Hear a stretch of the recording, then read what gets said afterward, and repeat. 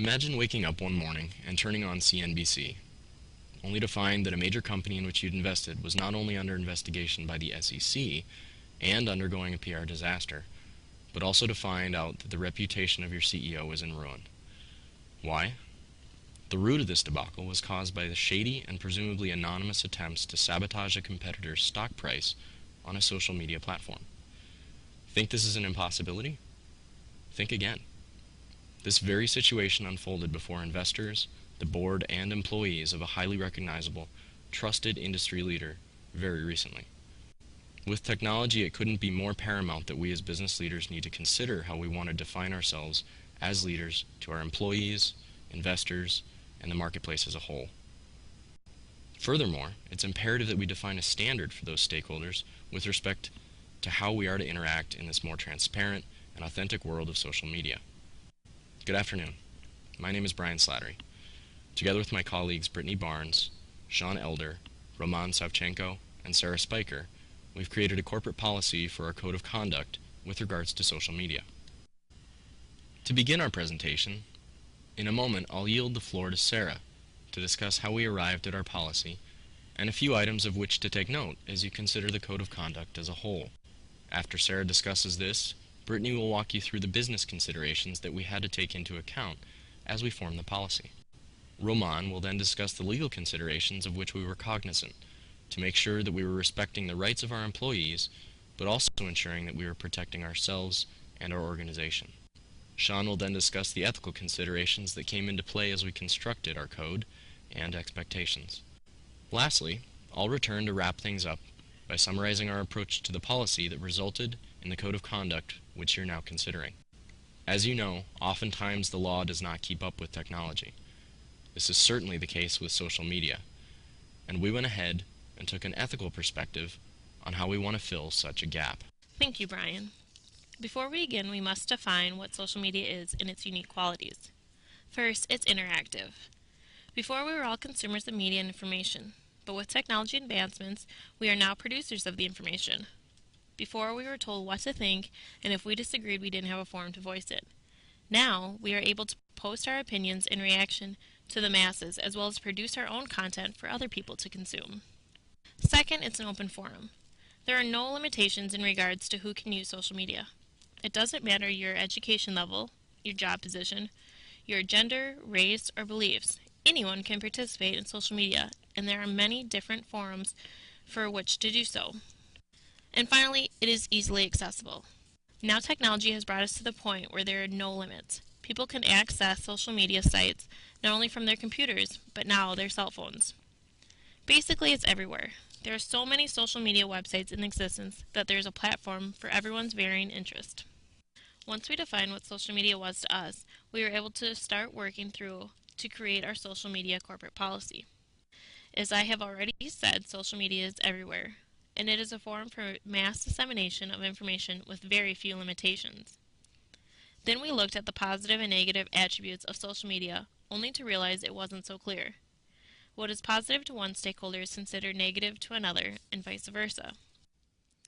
We also researched other companies that had social media policies. Intel, Kodak, and IBM are praised for being proactive and innovative with their policies, so we looked at those as benchmarks when creating our policy. We created our code of conduct to align with our company's mission, vision, and values. We listed the guidelines in respect to our company's values: fiduciary, property, transparency, dignity, fairness, citizenship, responsiveness, and responsibility. We also divided the code of conduct into two categories: the internal and external user. The guidelines for internal users are employees as well as any user that is on a site that we as a company are hosting. The guidelines for external use is for our employees that use social media in their personal life. Our policy is written only to be a guideline for social media use. As mentioned before, technology is moving faster than the law can keep up, so we rely on our ethical position to fill this gap. In this interim is our code of conduct. It not only outlines our expectations for our employees and users of the site, but also what they can expect from us.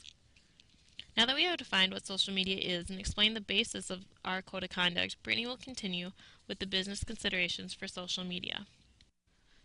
Thanks, Sarah. Before I begin with our discussion of various business considerations, I want to take a moment to discuss how our analysis was conducted. We felt it was necessary to define an industry to help us hone in on specific details and allow us to dive deeper into our analysis. For the sake of our discussion today, we conducted our analysis by using the retail industry, and there were several reasons why we chose to focus on this area. First, the retail industry is large, with many strong companies who continue to flourish during difficult economical circumstances. Second, there is a wide variation of companies who compete in this environment. Not only do you have companies like Walmart and Macy's, but you could also include grocers like Cub Food and Costco. And lastly, the retail industry has a minimal amount of governmental regulation. While this isn't to say that no regulation exists, these considerations are much more minimal here than in the financial services industry, for example. Based on our use of the retail industry as the foundation of our analysis, I'd like to now take a look at some of the key business considerations from a stakeholder perspective. First, we have our shareholders. We must show our shareholders that we can run our business effectively from a financial perspective.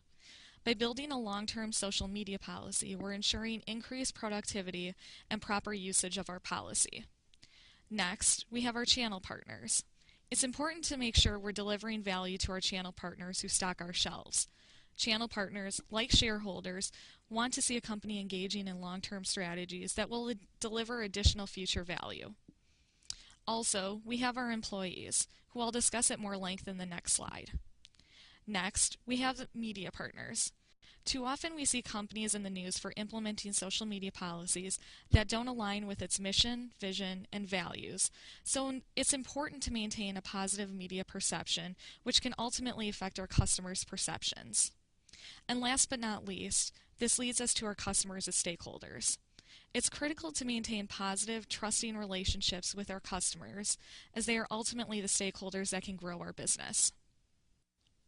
So now that we've discussed some of our key stakeholders, let's explore the business considerations to employees more closely. We entrust our employees with company resources, but without management's guidance and proper use, there may be confusion on best practices. Also, employees have a duty to perform the tasks required of their jobs.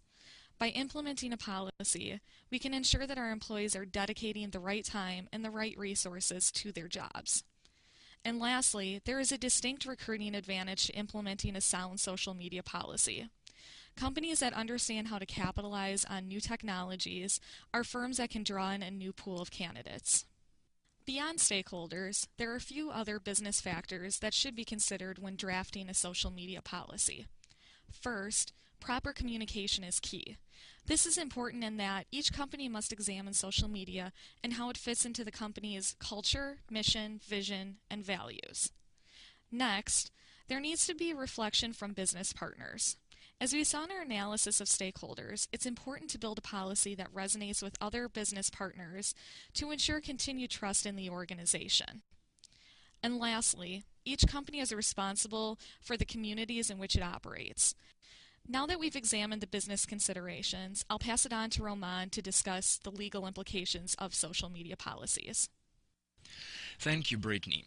In today's world, the notion that an employee comes to work and focuses only on his or her job throughout the workday is unrealistic. Reports indicate that nearly 110 million Americans use social networks frequently. In fact, the average user checks a social networking site at least 4 times per day for a minimum of 1 hour. There are 3 legal parts that we distinguish to be important in the analysis of social media use: privacy issues, protection of communication, employer policies. From an employer perspective, when an employer monitors social media use, the factor to consider whether an employee had a reasonable expectation of privacy in their social media communication is very important. That's where the detailed corporate social media policy plays a huge role. From the other point of view, it's important to look at the nature of the social media, specifically whether this media allows the user to restrict access to the information they publish. In Pietrillo versus Hillstone Restaurant Group case, 2 waiters posted comments about their customers and managers on password-protected MySpace page. Restaurant managers forced a third employee to give them a password to the page to see the comments. As a result, 2 waiters were fired. The jury found that the managers violated Federal Stored Communication Act and Federal Wiretapping Act by intentionally accessing the MySpace account without authorization. The jury awarded damages for compensation. Going further, some countries and states have legislature to protect employees' conduct outside the workplace. These statutes vary in scope, so the employers should consult local councils.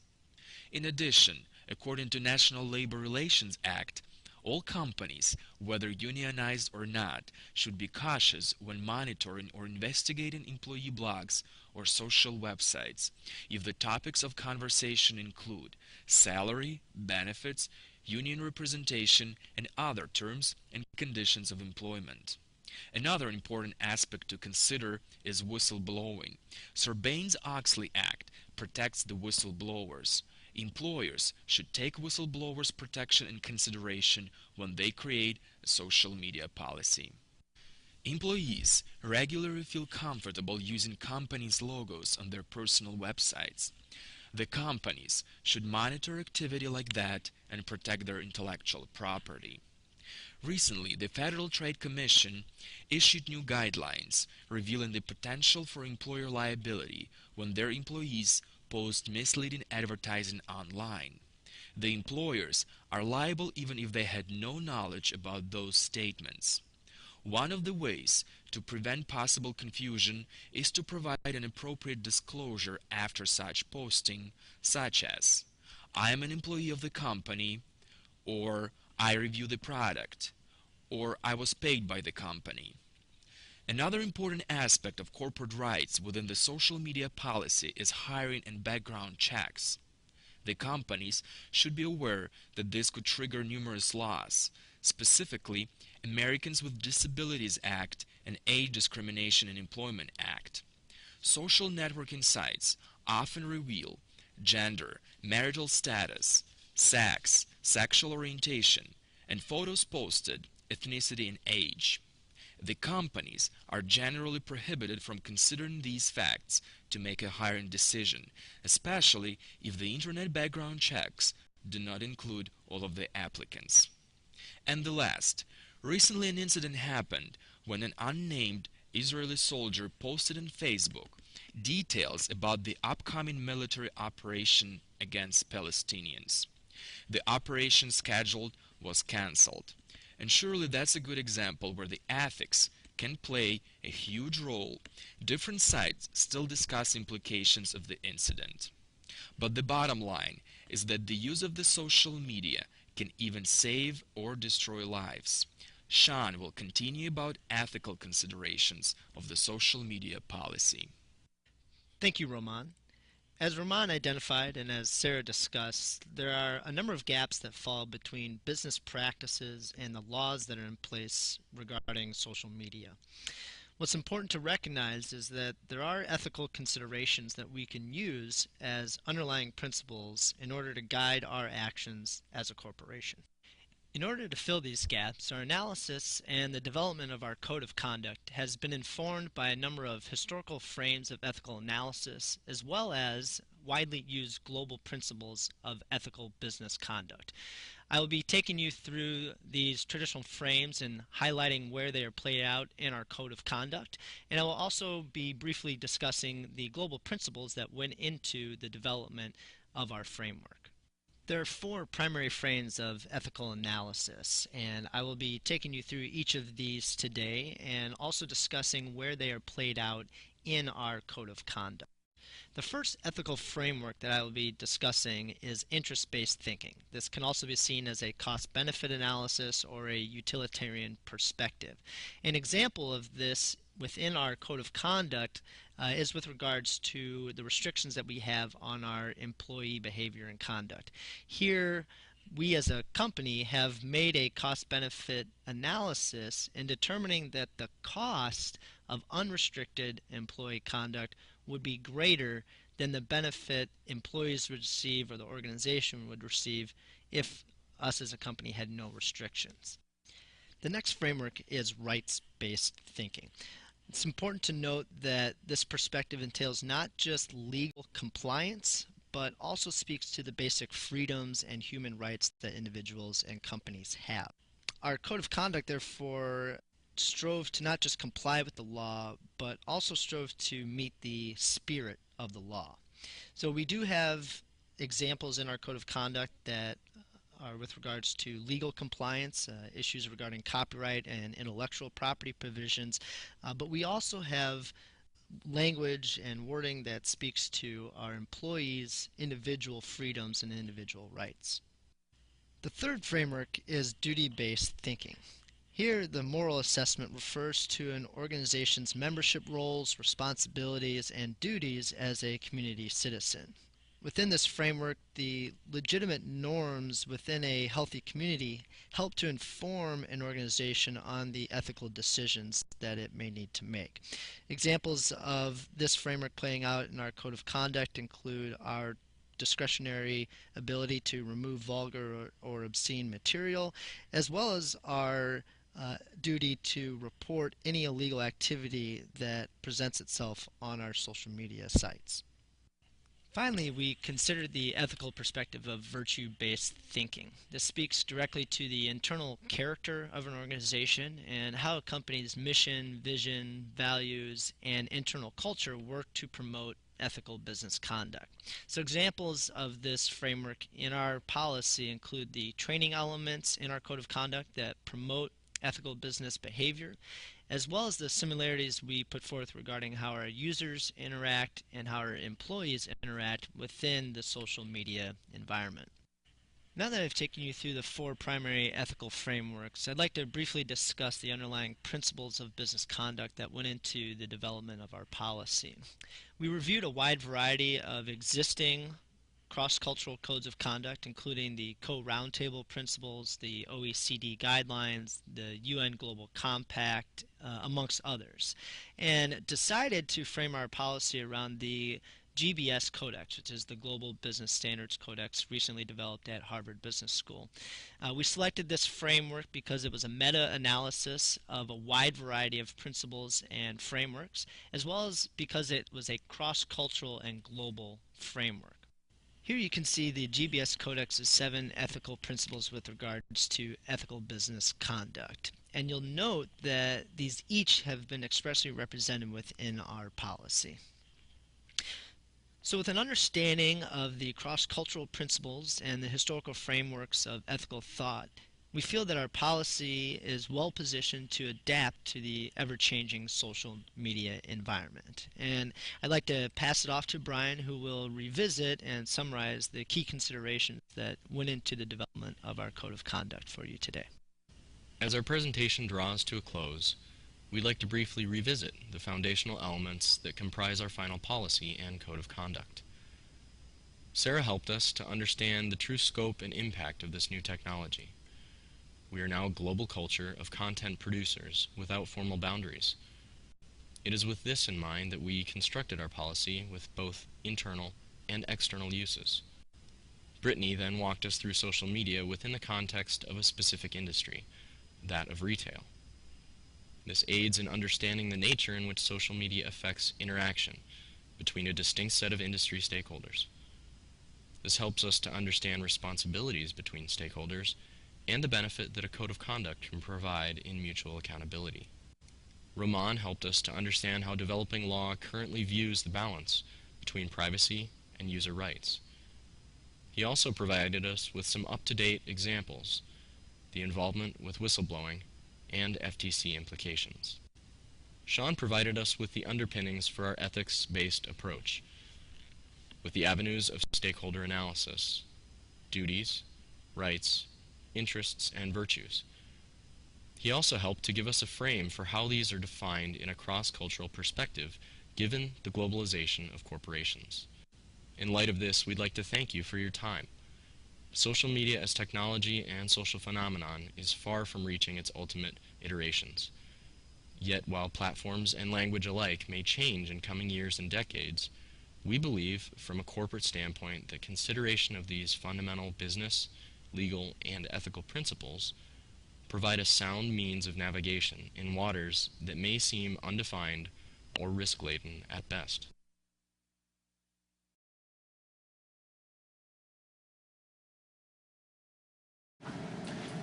Well, thank you for your presentation. I think I have several questions, but I think the most pressing question that I have is our company saying through the policy that you're recommending that in fact employees do not have free speech? Well, I think the understanding with free speech regarding our policy is that the interaction between free speech and an individual is primarily an interaction between that individual and the government restrictions on individuals. And as a company, we have the ability and we have the right to restrict the speech and restrict the conduct of our employees. And so free speech is primarily a governmental interaction, and as a corporation we have the freedoms and the rights to institute those policies. One question I have, you lay out a set of principles here that guide a more specific set of behaviors, but of course if we look at our organization, we have lots of different employees fulfilling lots of different functions.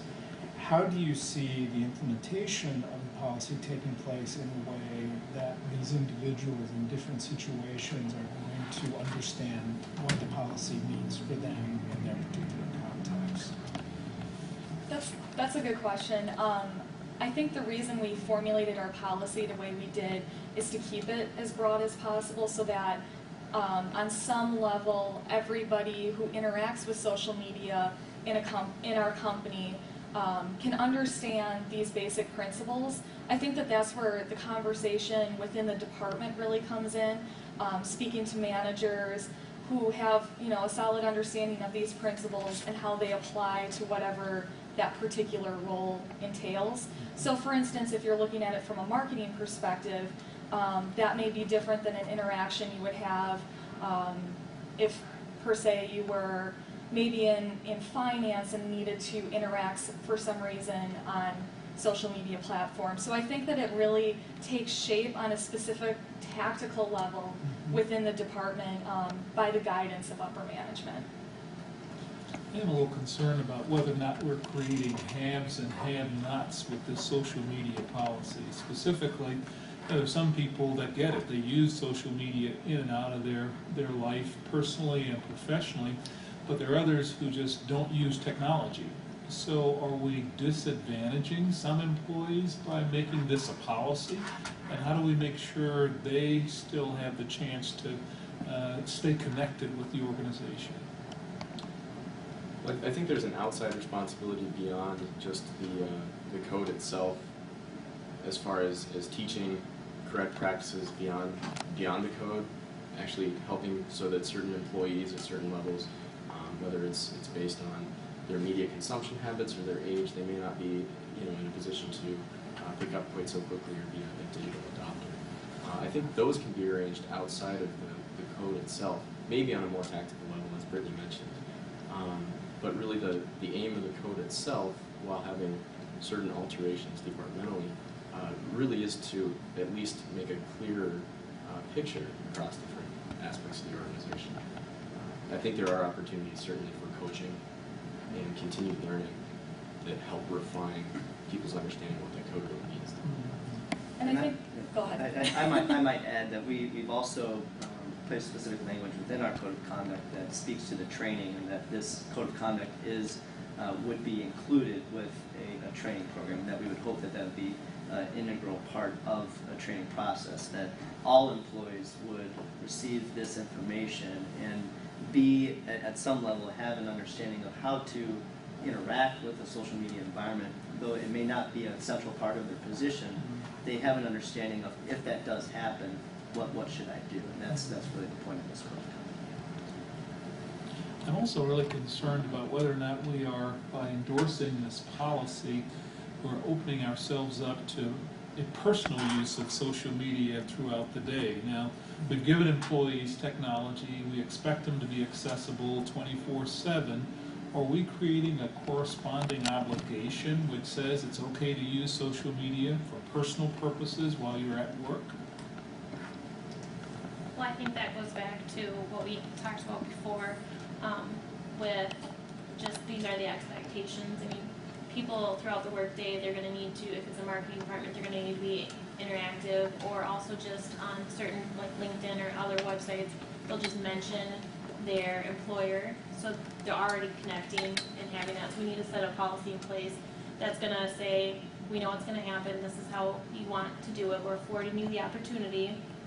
And then it goes back to, as mentioned, department just really setting the guidelines. Different departments have different reasons to be on there, or different time, salary versus hourly, all those different considerations. And that really needs to be at the lowest level, making those decisions and working up, not from the top push down. And I think too, along with that, the reason we decided to include this external usage section is really to make sure that employees remember that even if you're not in the office working on social media, you still represent the company to a certain extent in your personal life. So it's a healthy reminder to employees that they need to make sure that they're taking into consideration all of these factors, even in their personal life, and using social media appropriately when it concerns the company, even if it's on personal time. Maybe they're posting something on their personal page, but it has something to do with the company, and to make sure that they're doing that correctly and appropriately within the guidelines that we laid out. Well, I think certainly setting forth a policy isn't by any means necessarily condoning a lack of productivity or sort of a shirking of responsibility, but I think it's really the responsibility of the company, especially to our investors, so that they know there's a certain standard. That you do have to address these. You can't leave them in a sort of nebulous frame, which with the gaining popularity of this type of media, it really is a responsibility of the organization to address it. So do I understand that this policy, as you've sketched it, puts some burden on our company when it comes to how we use social media, for example, in the hiring process that you mentioned, but it also puts a burden on our employees to use with responsibility the social media, even in their private lives. Is that accurate? I guess I would say it's not necessarily a burden. I think it represents a great opportunity, but with great opportunities, there's obviously a need to make sure that it's being used appropriately. And I think that the reason we have these guidelines is to ensure that the opportunity is maximized. So whether it is personal use, that people are enjoying their use of social media in an appropriate manner, especially if it considers some company implications, but especially from a company perspective, there's so many different uses. You can use it for HR, you can use it for marketing, so many different things that it's a great opportunity, but you need to make sure that it's taken into consideration, and that's why a code of conduct is so important here, because it minimizes that burden and makes sure that everybody's on the same page with the same information.